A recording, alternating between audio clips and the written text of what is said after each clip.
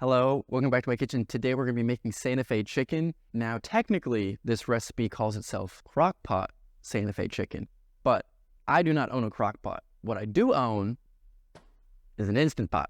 Now, a crock pot would take from 10 to 4 hours, depending on if you're cooking a low to high. A lot of time commitment. Granted, the concept of the crock pot is you put it in, you go to work, you come home, meal's ready waiting for you.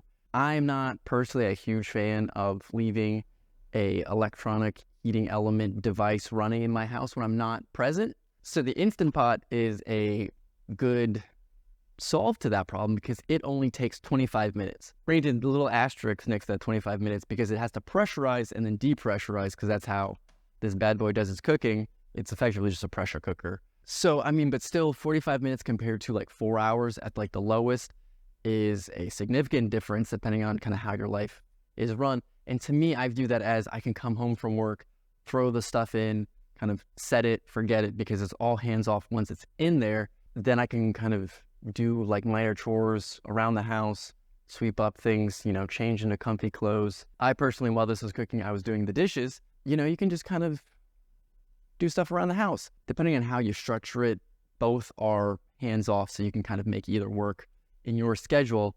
I just find Instant Pot to be pretty handy in more places.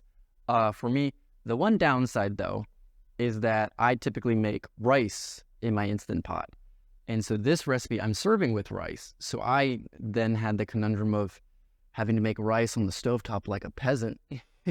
I just haven't made rice on the stovetop in a while, so I actually had to look up what the ratios for water, because making it in here versus stovetop, different water to rice ratios. You also have to worry about it boiling over. But luckily, I was just doing the dishes like I said, so I was right next to the stove, so I could just keep an eye on it, make sure nothing made a mess. So overall, not bad even with that. But that was a little ding against it, being like, man, wish I had a dedicated rice cooker now. Except for that's a lot of space that two big bulking devices would take up. So this smells fantastic. I'm excited to taste test it. It's a super simple recipe, so I hope you stick around.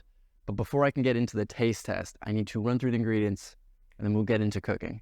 Chicken breasts, diced tomatoes, green chilies, frozen corn, black beans, cilantro, chicken stock, green onions, garlic powder, onion powder, cumin, cayenne pepper, and salt.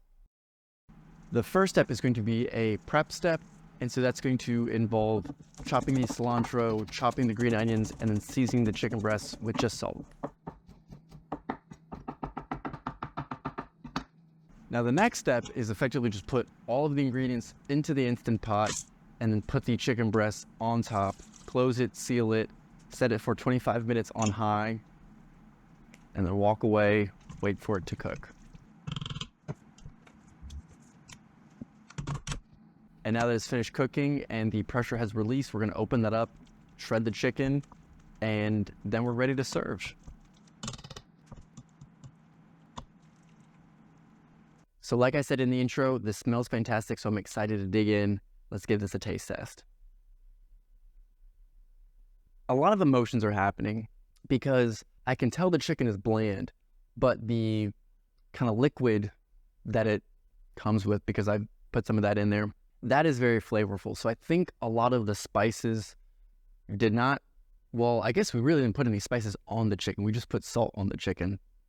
Most of the actual spices and seasoning went into the broth aspect of things. So that is very flavorful while the chicken isn't super flavorful. If you get it all in your mouth at once, it all kind of melts together. But I could tell if I took a bite that was just chicken, I'd be very underwhelmed. Versus if I took a spoonful of just the broth, I'd be like, wow, that's a lot going on. I would like to try and balance that out a little bit in the future to try and make everything a little bit more even. Possibly adding the spices, or at least half of them to the chicken, kind of like we did with the salt, and then the other half to the broth, because you're just setting the chicken on top. That's what the recipe says. So I don't think it melded quite as much. That being said, you might have noticed in the steps, chicken just falls apart. That's one of those things that a pressure cooker makes shredding of a protein so easy. I make pulled pork in my Instant Pot, and it's fall off the bone. I mean, you literally saw it, like you grab it with the tongs and it not crumbles. It just shreds itself. Versus the actual recipe, like if you made it in a crock pot, you'd have to remove the chicken breast and actually with a fork kind of go at it. It might also be the fact that like the rice is just plain rice. So maybe if I did like cilantro rice, that might kind of, because when I took a bite, like there's a lot of rice. So that's bland with the chicken, which is also a little bit bland. And then you have like the broth. So you're getting like hit from different angles by like different things. So maybe if I did a little something with the rice as well, that might kind of even things out.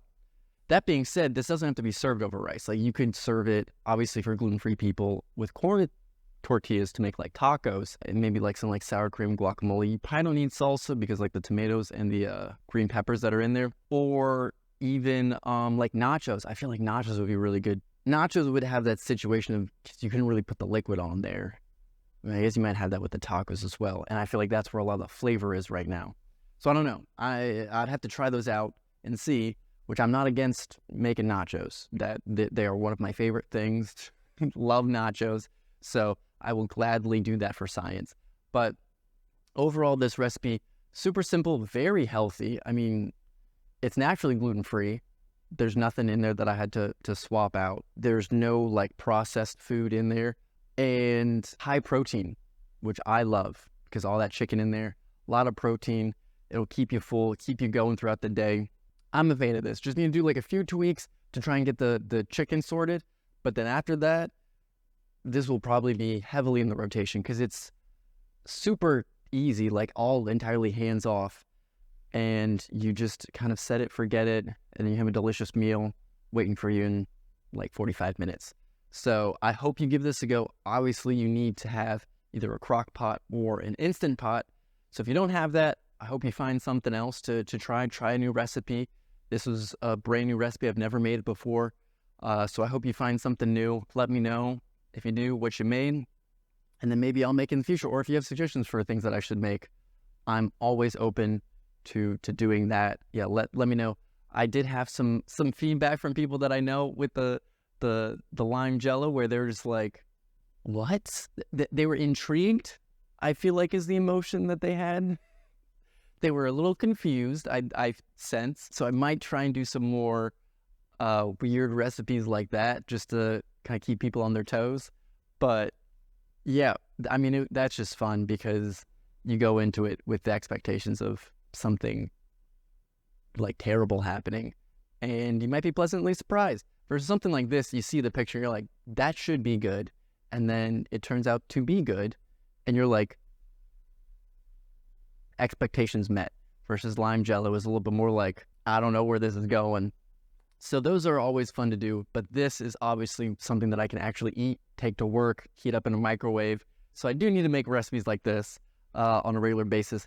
And I hope you make something. Just go make something. Doesn't matter what it is.